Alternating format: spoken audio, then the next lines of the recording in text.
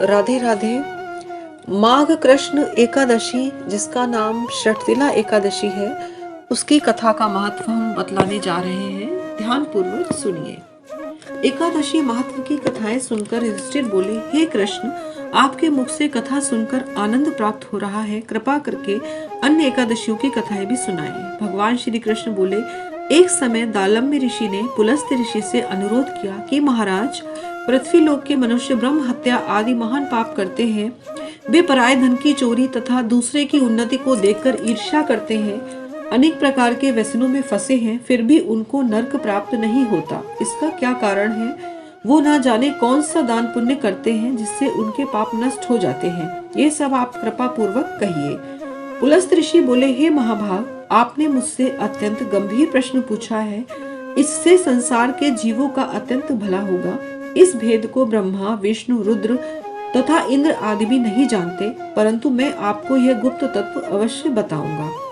माघ मास में मनुष्य को स्नान आदि करके शुद्ध रहना चाहिए और इंद्रियों को वश में करके काम, क्रोध, लोभ, मोह, अहंकार, ईर्ष्या और द्वेष आदि का त्याग कर भगवान का स्मरण करना चाहिए।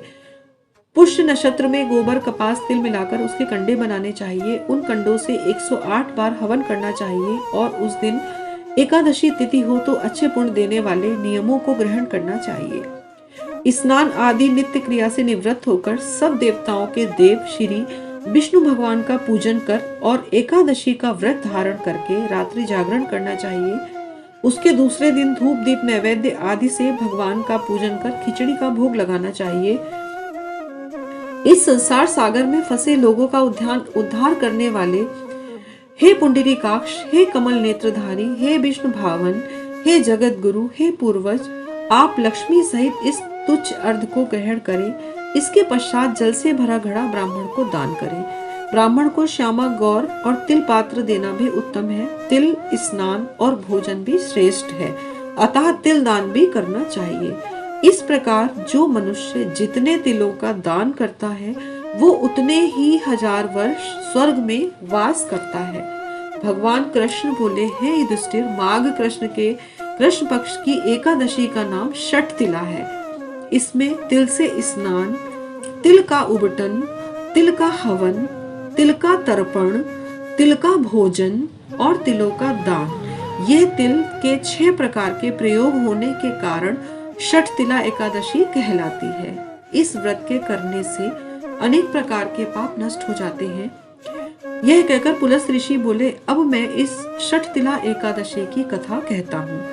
एक समय नारद जी ने भगवान विष्णु से यही प्रश्न किया और भगवान विष्णु ने जो षटतिला एकादशी का महत्व नारद जी से कहा, वही अब मैं तुमसे कहता हूँ।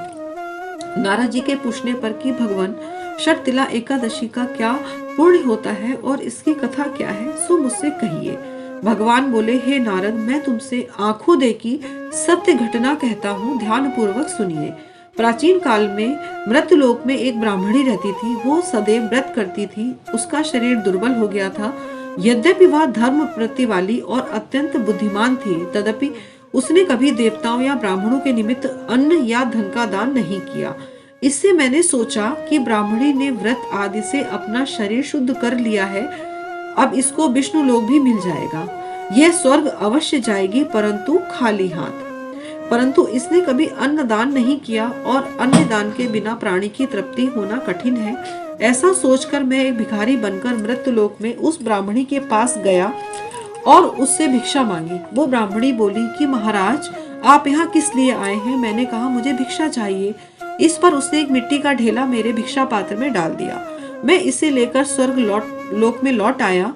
कुछ समय पश्चात वो ब्राह्मणी भी शरीर त्याग कर स्वर्ग में आई। मिट्टी का दान करने से ब्राह्मणी को स्वर्ग में सुंदर महल तो मिला, परंतु उसका घर अन्न आदि सब सामग्रियों से खाली रहा। घबराकर वो ब्राह्मणी मेरे पास आई और कहने लगी, भगवान, मैंने अनेक व्रत आदि से आपकी पूजा की है, परंतु फिर भी मेरा घर अन्नादि वस्तुओं से खाली है। इसका क्या कारण है? आप अच्छे फलदाता हो, परंतु मेरे चंद्रायण आदि व्रतों का फल निष्फल कर दिया। मैंने कहा, तुम अपने घर जाओ, वहां देव स्त्रियां तुम्हें देखने के लिए आएंगी। तुम पहले उनसे षटतिला एकादशी का पूर्ण और विधि सुन लेना, तब अपने घर के द्वार को खोलना। भगवान के वचन सुनकर वो ब्राह्मणी अपने घर आई। जब देव स्त्रियां आईं और द्वार खोलने के लिए ब्राह्मणी से बोली, आप मुझे देखने के लिए आई हो तो पहले षटतिला एकादशी का महत्व कहिए, तब मैं द्वार खोलूंगी। उनमें से एक देव स्त्री बोली, मैं तुम्हें षटतिला एकादशी का महत्व सुनाती हूँ। देव स्त्री बोली, बिगड़े हुए भाग्य को संवारने वाली एकादशी षटतिला है। जब ब्राह्मणी ने षटतिला का महत्व सुन लिया, तब उसने द्वार खोला। देवांगनाओं ने उसको देखा कि ना तो वो गांधर्वी है, न आसुरी है, वरन मनुष्य है। देव स्त्रियों ने उनको सब स्त्रियों से अलग पाया। उन ब्राह्मणी ने देवांगनाओं के कहे अनुसार षटतिला एकादशी का व्रत किया। उसके प्रभाव से उनके घर में अन्न और समस्त सामग्री भर गई और वो सुंदर और रूपवती हो गई। हे युधिष्ठिर, जो व्यक्ति अन्नदान द्वारा षटतिला एकादशी का व्रत करता है, उसकी दरिद्रता दूर होती है।